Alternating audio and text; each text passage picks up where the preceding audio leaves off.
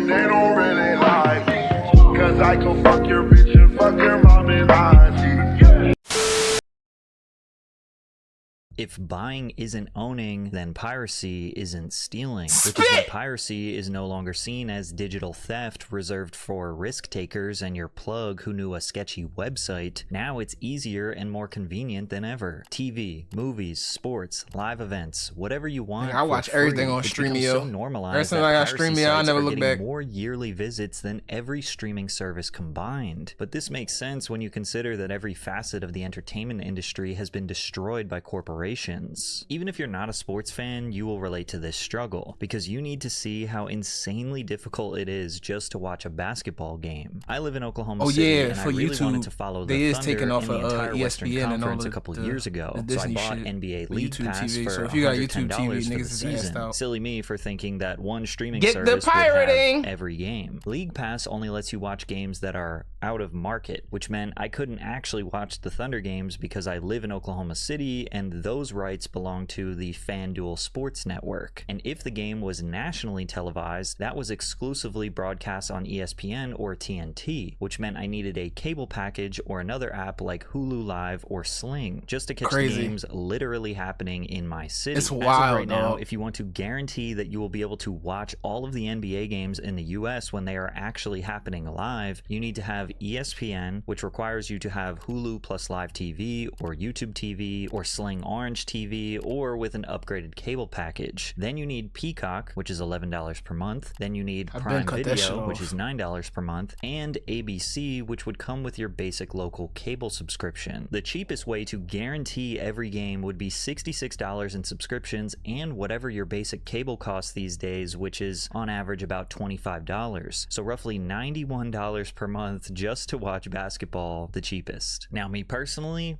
I would never pirate anything. That is behavior I absolutely condemn. But I'm not surprised anyone who would do it when all you got to do is go to one of the many widely available free websites, click the extremely clean and clear interface that says the exact game or event you are looking for, and just watch it for free. But honestly, we should have seen this terrible streaming climate coming from a mile away, because as they say, nothing good lasts forever. And to understand why piracy is so rampant today, we have to understand this detailed list of problems that piracy solves. Netflix used to be $8 per month, and it had a deep catalog of some of the most popular shows Netflix ever in the made. beginning? The Office, Friends, on a Breaking Bad, 360? Dexter, Family Guy, American Horror Story, Pretty Little Liars, Law and Order, and even some Disney and Pixar titles. They had the Harry Potter films, they had Star Wars, they had classic movies like Shawshank Redemption, The Godfather, The Dark Knight. They even had Marvel titles before Disney Plus launched. It felt limitless, like the entire entertainment industry was in one app for the price of a fast Netflix food was meal. that shit Today, at first. $8.99 gets you 9,000 shows you will never watch, and that's with ads. And if you don't want ads, no problem. That's $25 a month. Plus, every studio with a morsel of valuable IP decided to make their own app. So instead of one library, you get 10 half libraries, each charging you separately. HBO Max, $21 a month. Sick of that Hulu shit. and Disney Plus, $19 a month. Peacock, $17. Apple TV Plus, Paramount Plus, Discovery Plus, Stars Play, BritBox, and niche ones like Shudder, Crunchyroll, Acorn TV, all that shit on Streamio, each charging $4 to $20 a month. I sometimes have this thought like, man, I wish I could just pay one price for all of the streaming services grouped together, and then I realize that's kind of what cable was. But streaming is supposed to be the solution to cable's outlandish prices and bloated packages. And now streaming is way more expensive than cable. To destroy. Check out this old residential that shit way more expensive than cable now. From 1993. Just your basic news and weather channels was the same cost as Netflix when they first launched. Adding just 2 or 3 premium channels like the Disney Channel takes the price from $8 to $20 to $27 per month. This is actually insanely expensive for the 90s, especially when you consider that you did not get to choose what content to watch or when you could watch it. And of course, you still had commercials. Streaming solved all of these problems, but in 2025, almost all of these problems are back. back. I recently wanted to watch The Founder after doing research for my fast food video, but Netflix would not allow me to watch it since I pay for the cheapest version of Netflix that has ads. I was annoyed, but I thought maybe it had something to do with McDonald's having some sort of strict licensing issue that forced Netflix to lock it behind the premium tier, but it turns out there are 138 movies and TV series blocked on Netflix advertising tier. For $8 per month, you cannot watch Spider-Man, I was literally White just talking Chicks, about this the Boys other in day, the though. Hood, Like, or even the Garfield. I was literally in the middle of watching Dexter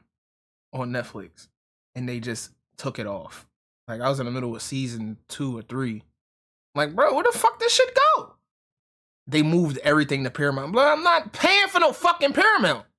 Movie. Half the time, you don't even know whether something isn't available or not because of licensing contracts, region restrictions, or just because you're on the wrong subscription plan. The end result feels exactly like cable again, paying more money just to unlock what you thought you were already paying for, thus making piracy the logical solution. You can go to these super cool websites that I never endorse because that is wrong and immoral, and just Streamio search is the only basically any website you movie and need. get a high definition download. However, cable being much more expensive actually did have a slight benefit that nobody realized at the time. The competition for ratings meant that the shows that survived were usually the best of the best. Every network was fighting for limited primetime slots, and if a show could not pull in millions of viewers week after week, it was canceled. There was no filler at primetime. Seinfeld, Friends, The Simpsons, The X-Files, Sex and the City, Buffy the Vampire Slayer, The Fresh Prince of Bel-Air. I could go on and on. Networks weren't pumping out hundreds of new series every year just to fill catalog space.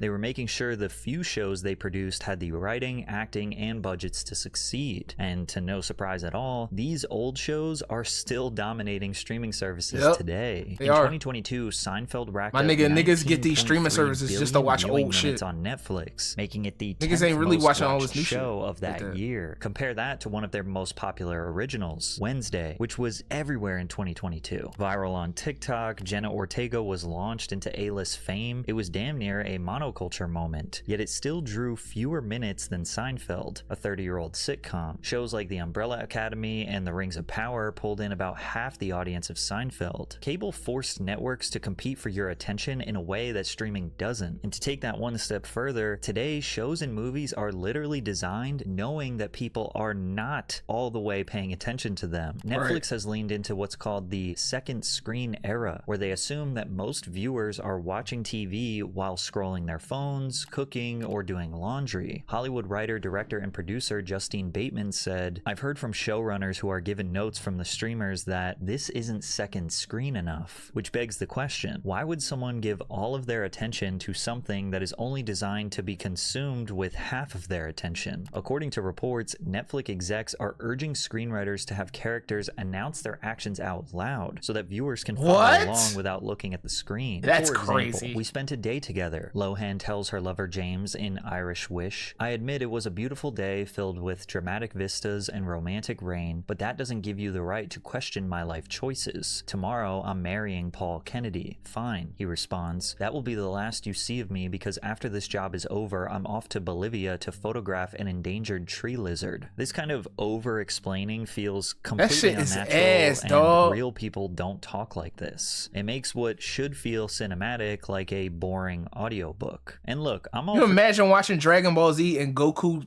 loudly announced that he was doing a Kamehameha every fucking time he do a Kamehameha?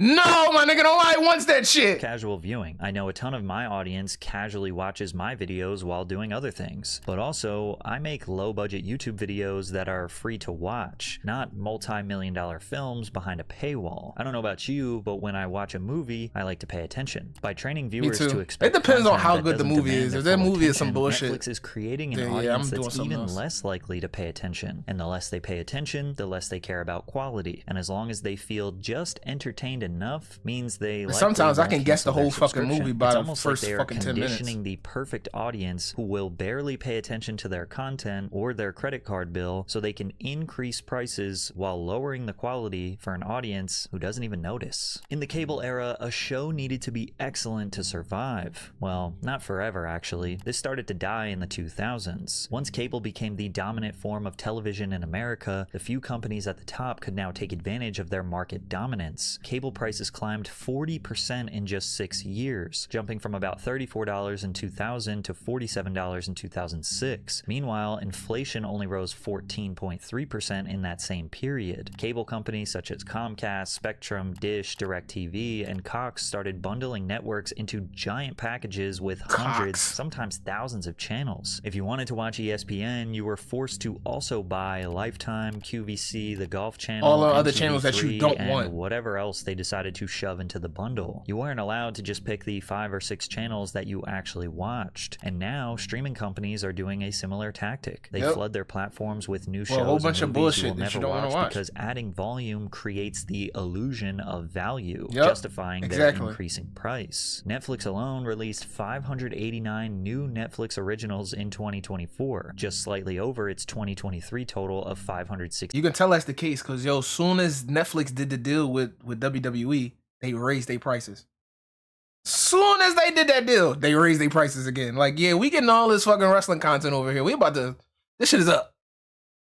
There can't possibly be nearly 600 new shows and movies worth watching every year, but it's all part of the bigger plan. Every year, Netflix originals slowly take up more of their catalog, and then they license less. In 2022, over 50% of their catalog was originals. Now, some of these originals are good. Ozark, Queen's Gambit, Beef are just a few off the top of my head, but the rest are mostly filler. They are watering down their product to save money instead of purchasing valuable shows, because licensing the movies and TV shows you actually want to watch cost a fortune. In 2019, Netflix lost both Friends and The Office. I remember that happening. Classic, reliable sitcoms that shit was on Paramount. Some of the most watched shows on their platform. You had to go to After Paramount Warner to watch Media and NBC Office. pulled the rights for their own services. To fill that gap, Netflix struck a massive deal to acquire Paramount, Seinfeld, Peacock. reportedly paying over $500 million for global streaming rights, and that's only for 5 years. So they would have to spend another fortune to keep the show. And this is the cycle we're stuck in now. Streamers don't want to pay billions to keep the classics that people actually want to watch, so they crank I be watching a whole bunch of old shit that I just didn't have the time to get around to. For you to I don't really be halfway watching pay new shit attention like to. Then they slowly raise the monthly price because look at all this new, like, I'm literally fresh, still in the middle of original content Monster we're and giving Dexter. you. And users have been conditioned them to shits only is watch old as casually fuck. anyways, so they barely notice the dip in quality. Plus, that's only one streaming service. Every company with a little bit of valuable IP started their own app, and they're doing the same exact system. So now if you want a library of great shows and movies, you need to subscribe to multiple services. I'm The doing average all that shit. household actively uses around 4 streaming apps, and 8% even access 10 or more. That equals about $69 per month, which is just about the same price that cable was in the early 2010s when everyone jumped to streaming. Piracy is the solution to all of these problems. Piracy reached a low in 2020 with 130 billion website visits, which by the way is still a ton. But by 2024, that number had risen to 216 billion, and it's actually incredibly simple as to why. Gabe Newell, the founder of the online video game marketplace Steam, summarized this perfectly nearly a decade ago. We think there is a fundamental misconception about piracy. Piracy is almost always a service problem and not a pricing problem. Normalized if a pirate now, offers piracy. a product anywhere in the world, 24/7, purchasable from the convenience of your personal computer, and the legal provider says that the product is region locked, will come to your country 3 months after the US release, and can only be purchased at a brick and mortar store, then the pirate service is more valuable. In short, convenience is key, and people are willing to pay, but why are they making it so complicated? The music industry got it right for the consumer. They created something so simple that it wasn't even necessary to pirate music anymore. At its peak, Napster had nearly 80 million registered users downloading and sharing music for free. By the mid-2000s, sites like LimeWire and BitTorrent were handling billions of illegal downloads. Now I like every to get year. unreleased shit, Year-over-year, though, music revenue sales because some of these streaming and the music services industry don't be executives were having convinced everything. it was because of piracy. That's when Spotify, Apple Music, and other music streaming services came around to essentially make the Netflix of music. However, these services are better because there is no exclusivity. No matter what service you pay for, you will have access to basically the same exact music as any other platform. One monthly price and nearly every song and album ever made. Now, this isn't necessarily all good. This has devalued music incredibly, and artists artists get fractions of a penny per stream, that shit not but good neither. unfortunately the customer For the doesn't consumer and care customer because the is service good, is but better for the them. artist, But that we shit might be terrible. at a tipping point with music streaming services because Spotify is seemingly taking a page out of Netflix playbook and prioritizing their own music over licensed music, but the problem is it's AI generated. Yeah, they But starting to that's a make whole AI different